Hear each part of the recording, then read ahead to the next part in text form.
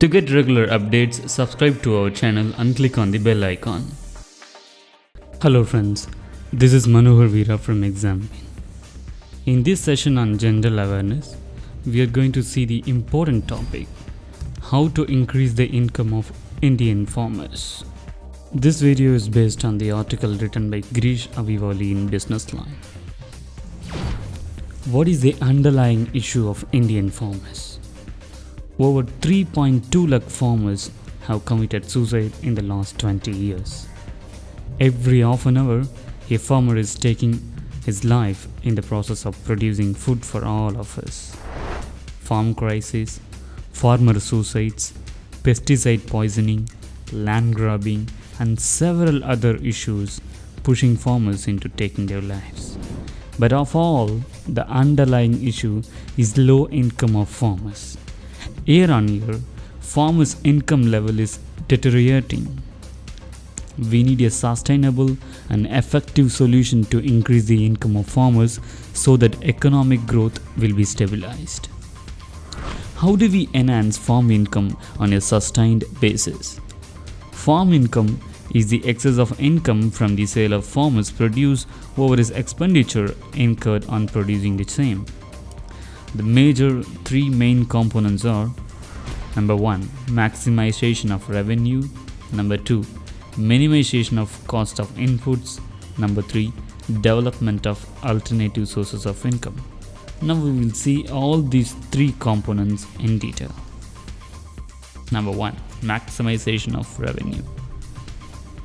In maximization of revenue, crop selection plays an important role. In India, sometimes there is a mismatch between the crop produced and the demand for the same. This leads to surplus production without a direct linkage to the market. In situations like these, there is usually a fall in prices, leading to distressed sale by the farmer and subsequent farm losses. Every crop's price is a function of global demand, supply, inventory levels, currency rates, trade flows, freight rates, interest rates, governmental policies, and local politics. With a view of assessing all these things, it is proposed that a National Crop Planning Bureau has to be set up. With a mandate to develop understanding and competencies on each of India's major crops, this will ensure that the farmer does not overproduce a wrong crop at the cost of foregoing profits on another crop. Further, we need to ensure that India creates global competency in a few crops. Mostly India's agri infrastructure is geared towards procurement, storage, and movement of only two items, that is wheat and rice. Planets need to identify a few more crops like corn, soya bean, potatoes, tomatoes, and onions, for example, where such competencies can be developed. The another important area is yield maximization. Crop production has to meet the growing population growth of India. Each crop has a research center in India which works on testing multiple varieties of seeds. The seed replacement rate also needs to be improved in India so as to ensure continuous enhancement of yield levels. India is majorly known for its biggest system of mandi, the collective farming and bargaining system. The mandi system of India, in spite of all its pitfalls, has done a tremendous job of aggregating and consolidating farm produce. Now the next step in this journey is to either form FPOs, that is farmer producer organizations or companies, or to form farm cooperatives, that is FCs. These FCs and FPOs can be directly linked to the processor, exporter, or retailer.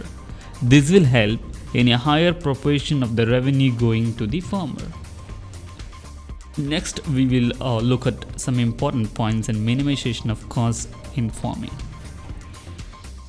Here the first thing is input costs.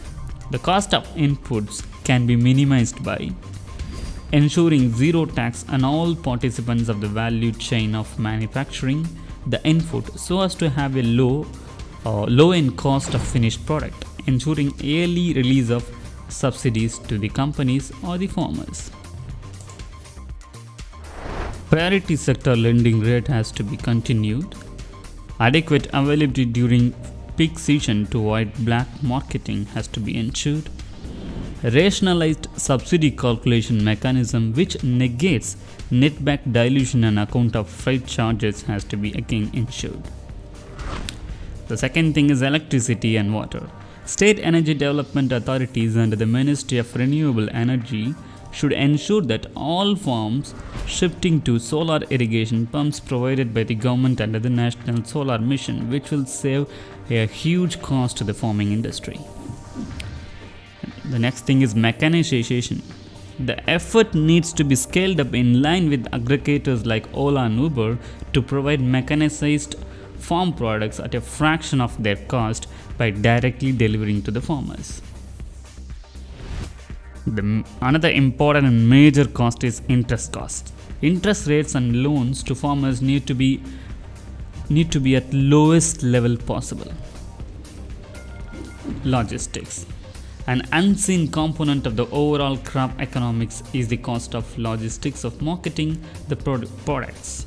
The cost of transporting higher volumes leads to lower per ton cost of transportation. So we need to promote higher volume transportation by combining all the farm products of a particular group of farmers.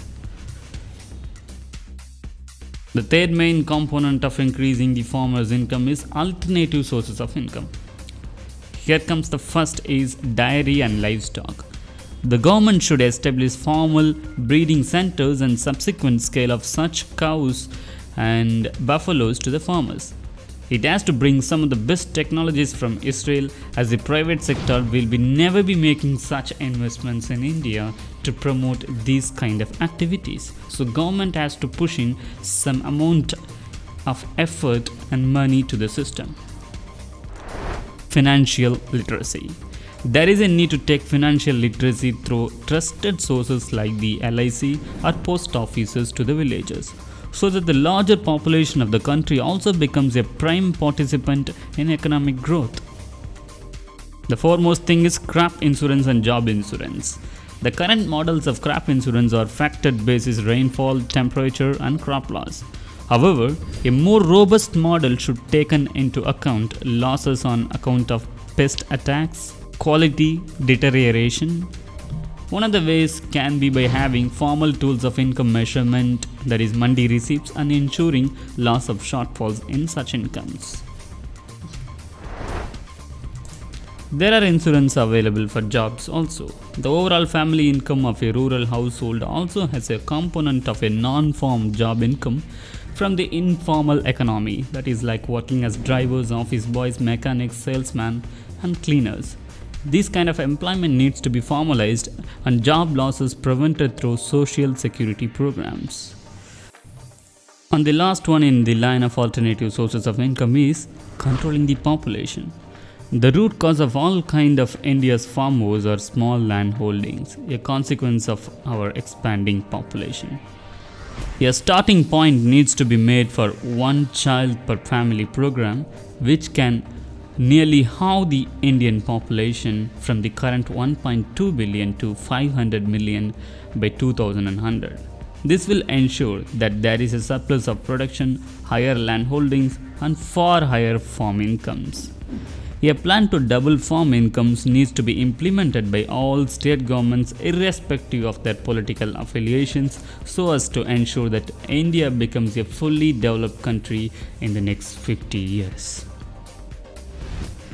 Thank you for watching the video in full, and we hope you liked the video. Please subscribe to Exam Bin channels to get regular videos like this. Thank you.